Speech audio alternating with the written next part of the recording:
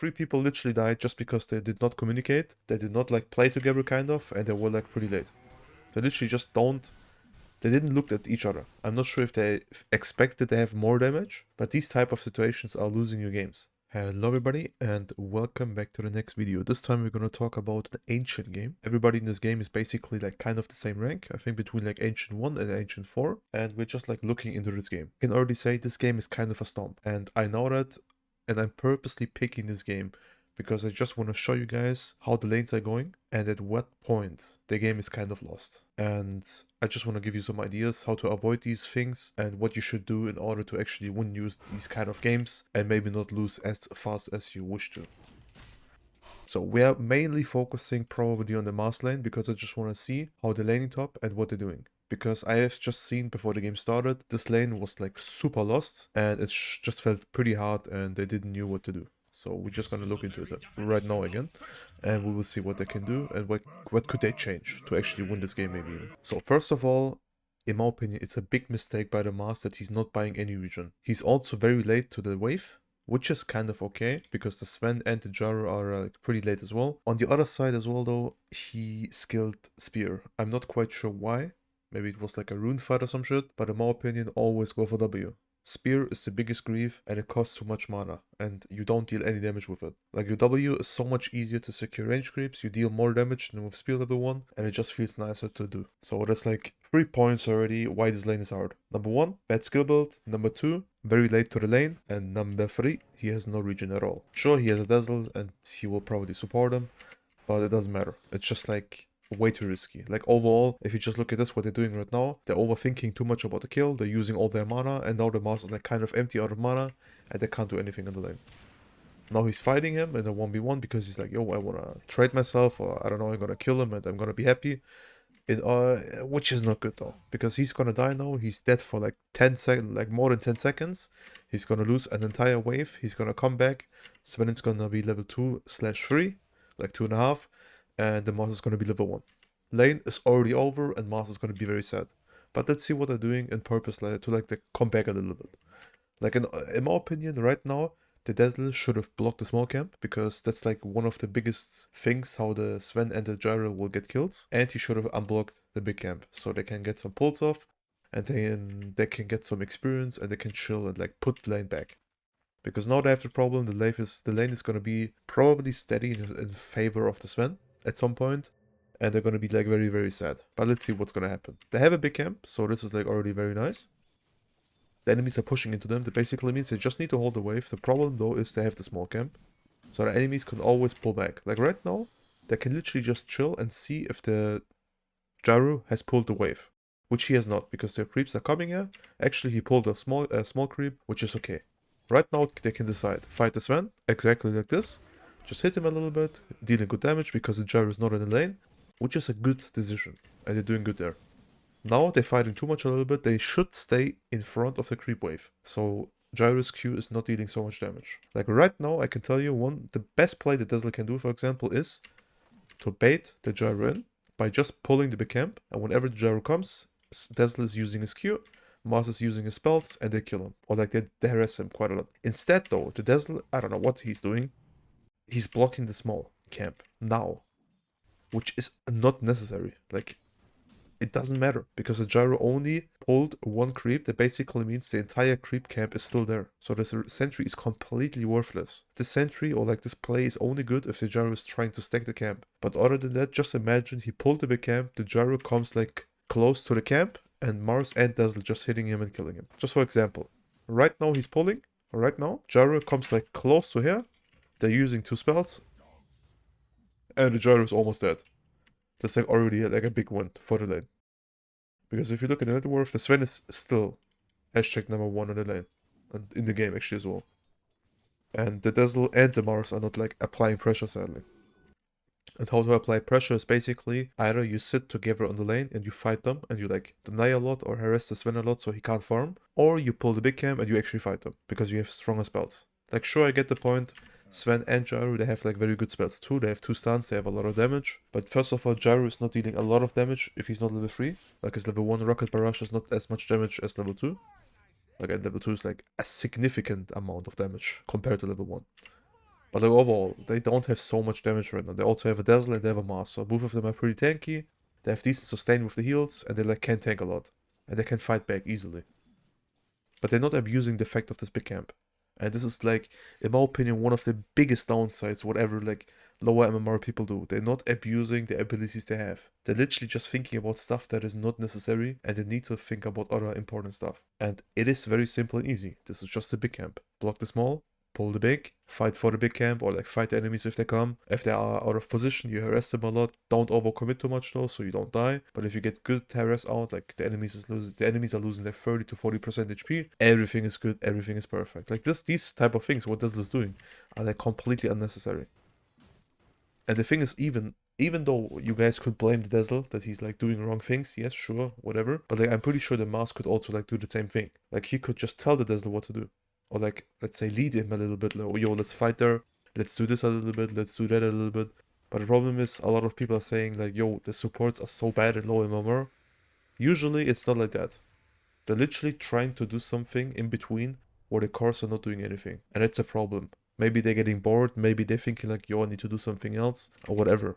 But that's the problem. 2 people are on this lane, and 2 people have a mouth or like the possibility to communicate. So do it. One of you guys needs to start doing it. If you're not doing it, maybe the enemies are doing it, and they're gonna own you because of that.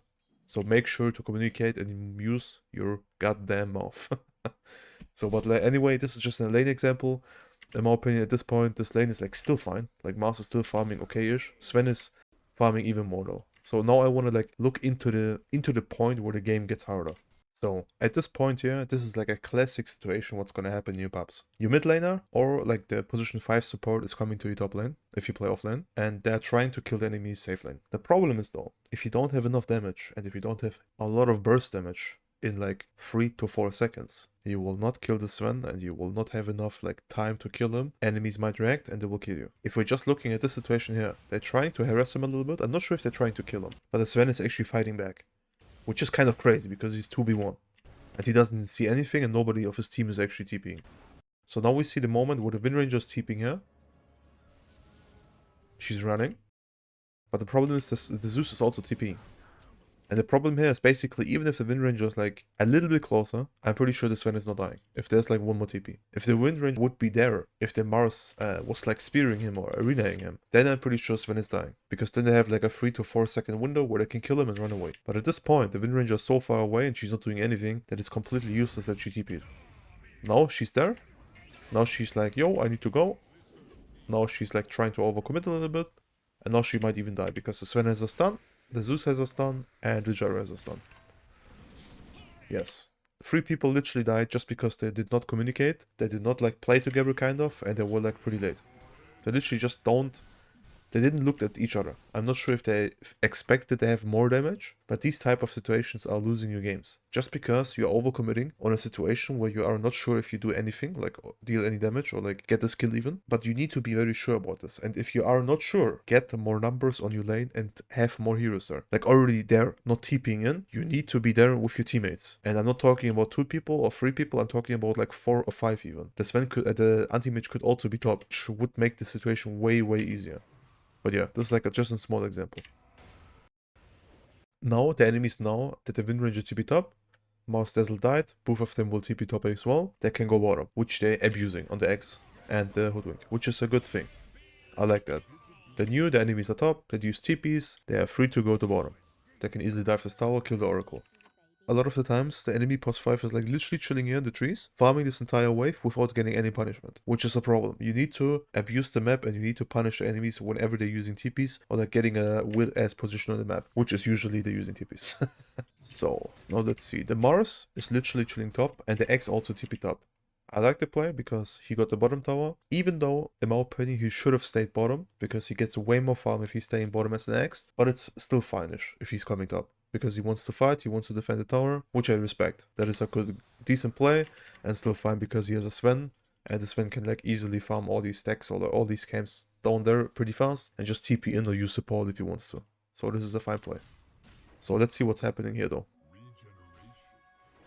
So they're looking at each other, the Zeus is literally running in, they're thinking about the tower dive, which they probably will do. They don't have the damage again because they're not outnumbering the enemies.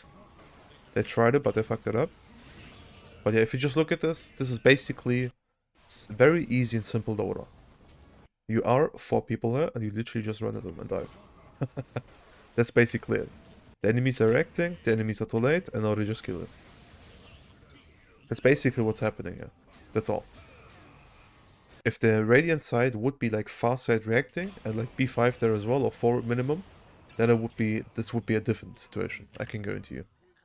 But the fact that, like, if you're just looking at it back, if you're looking at the Radiant team, they're forcing on the Mars. There are already 3 people on the Dire side. Oracle is like moving down there. Dazzle is like moving away or like looking somewhere else. But the Oracle is like at least reacting. But if you look at the Anti-Mage and if you look at the Wind Ranger, both of them are showing or like kind of like doing something else.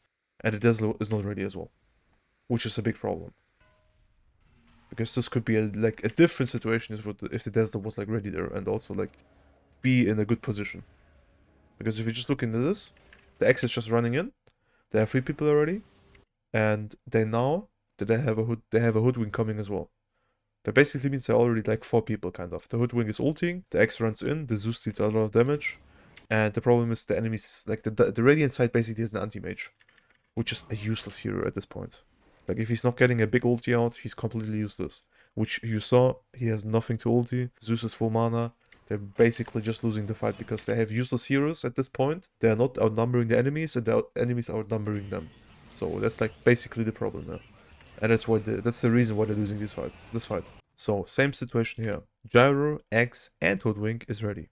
The Zeus is slowly connecting as well. We see the anti-mage bottom, that basically means there are maximum 4 people. But the problem is, Oracle is on the left side, Mars is on the left side too. Dazzle and Wind Ranger are on the right side. Enemy, Dire side, sees Wind Ranger and Dazzle. X jumps in, X is ready, X has a Hoodwink behind, they're using 2 spells. Basically, almost all the heroes are dead. That's getting stunned. I mean, it didn't work out perfectly, but like, you get the point. The Dire side is just playing way more grouped and way more connected at this point. And that's the reason why they're winning these fights. And the Radiant are like basically losing every fight. They're not together, they're not connecting to each other. They're just like playing solo Dota. That's it. And they don't have the best heroes at this point, in my opinion. Like, they don't have the best damage right now. Which is a pretty big problem too. So like, draft-wise, I would say the Dire side has a little bit of an edge because they have a better timing, they have more damage, they have a blink stun at this point, and they just have like more play potential, let's say. The Radiant side has like a Dazzle Oracle, which is like 50-50, but on top of that they have an Anti-Mage safe lane and the Wind Ranger middle, which are not like the best playmakers too. So yeah. One thing I really like on this play, even though they are ancients, they're thinking about rush. The only thing I did not like, this is basically the first rush at 30 minutes, which is a very, very late. But like, at least they're thinking about it. They're taking the rush, and then they're starting to do something, which I respect. Like, a lot of like low MMR games, this is not happening. At least they're not trying. I'm not sure. But like, if you look at this, they took the rush, they used the smoke, and they're moving together. They're hunting the anti-mage and looking for him a little bit. If they catch him, perfect. If they don't, shit happens. Which was very, very close, but I still think they're gonna get him. Probably. Yeah, they got him. So they took a smoke, they killed the anti-mage after the rush, which is perfect. This smoke right there is like kind of useless. It's like, if you think about it, you smoked up, you kill somebody, why the hell are you smoking again? Like, it's completely useless. The enemies now, you are in this position. It doesn't matter if you're running with a smoke or without a smoke. It's like literally no difference. So this smoke is like kind of wasted. But it's still okay. Now they're running high ground. This is where it gets a little bit tricky and risky. If they jump, they need to make sure they're bursting a target instantly. If they don't, they have a very big problem. They burst the target instantly, very good. The enemies are like using some spells. Even though the enemies are only 3 people, you see, they can use spells. And they're actually dealing damage. And this is like always like scary positions and situations if you play in this situation. You're going high ground, you always need to respect your enemy, and you always need to expect him to have 5 buybacks and be literally 10 heroes instead of 5. So respect your enemy and make sure that you play it safe without any risk and without any like big major problems. They're jumping in. If they burst him, perfect. If they don't, it's very bad. They burst him, very good. 50 seconds again without the Wind Ranger. Now the situation is gonna come. Oracle 10 seconds up, anti-mage 20. If they overstay too much, they might even die here. Let's see if they're gonna do it. I would already call go back. Or like the minute, like the maximum is like take this Rex and run away. And then like reset, get your resources again, and then we can like push the next lane. But the problem is they're getting jumped on the Zeus. Luckily he has the Aegis, so it's like a bad call by the Mars. They got the Dazzle in the backline, which is very good. The anti-mage is up now, which is too late. So the Mars like literally overjumped a little bit too much. He jumped too early.